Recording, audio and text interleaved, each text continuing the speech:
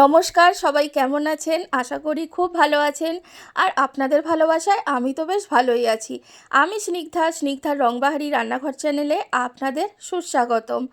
যেটা বলছিলাম, সুস্বাদু খাবার না পেলে আমাদের পেট আর মন কোনোটাই কিন্তু সন্তুষ্ট হয় না। তো মন আর পেটকে একই সাথে সন্তুষ্ট রাখার একমাত্র উপায় হলো ঘরোয়া সুস্বাদু রান্নাবান্না।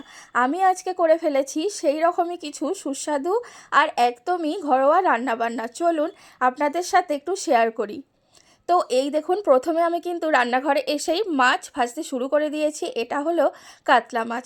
তো এখন এই মাছেরই আমি তেল ঝাল বানাবো, কারণ যা প্রচণ্ড গরম পড়েছে আর অন্য কিছু রিচ রান্নাবান্না করছি না। তো মাছটা তো ভাজা হচ্ছে, আর কি করব চলুন আপনাদের একটু দেখিয়ে দিই। আর এই যে দেখুন, চিংড়ি মাছ আছে, এটাকে এখন আমি খোসা ছাড়িয়ে পরিষ্কার করব। আর এটা দিয়েই করব ঢ্যাঁড়স আলুর তরকারি।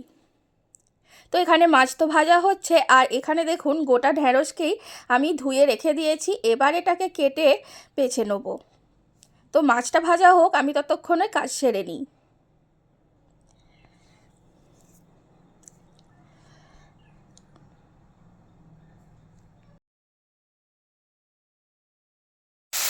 এদিকে হয়ে গেছে মাছের ঝাল কমপ্লিট, মাছের শুধু তেল ঝালি করেছি।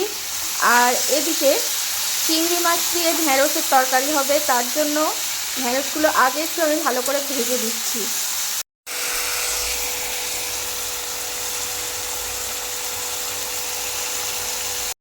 এরপর ওই একই তেলে দিয়ে দিলাম পেঁয়াজ।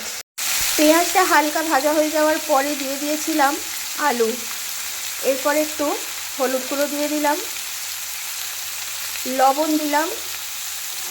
এখন সব কিছু ভালোভাবে একটু কষে নেব। তো এরপর আলুগুলো তো ভালোভাবে কষা হয়ে গিয়েছিল। এরপর দিয়ে দিয়েছি লঙ্কা গুঁড়ো। তো লঙ্কা গুঁড়ো দিয়ে কষা হয়ে গেছে। এবার এখন জল দিয়ে দেব।